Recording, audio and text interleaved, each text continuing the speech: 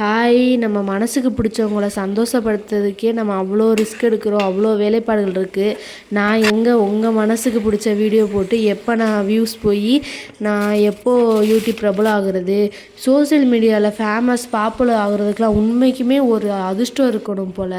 ஒரு தாத்தா சும்மா இன்ஸ்டாவில் வீடியோ போட்டிருக்காரு, கம்பிகள் கட்டி கொண்டிருக்கின்றன, வேலைப்பாடுகள் நடந்துகிட்ருக்கு அப்படின்னு வீடியோ போடுறாரு. அவருக்கு பார்த்தோன்னா அவ்வளோ ஃபாலோவர்ஸு, அவ்வளோ வியூஸு.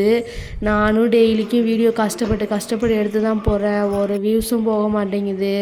கஷ்டமாக இருக்குது. அடுத்து வீடியோ போட ஒரு இன்ட்ரெஸ்ட்டே வர மாட்டேங்குது.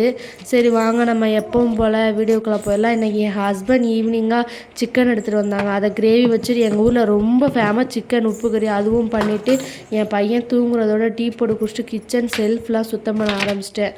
அதை கிச்சன் செல்ஃபில் உள்ள பொருளெல்லாம் எடுத்து வச்சுட்டு தொடச்சிட்டு திரும்ப நியூஸ் பேப்பர் போட்டு திரும்ப அந்த பொருளெல்லாம் துணியை வச்சு அந்த டப்பாவோடு தொடச்சிட்டு செல்ஃபில் எடுத்து வச்சுட்டேன்.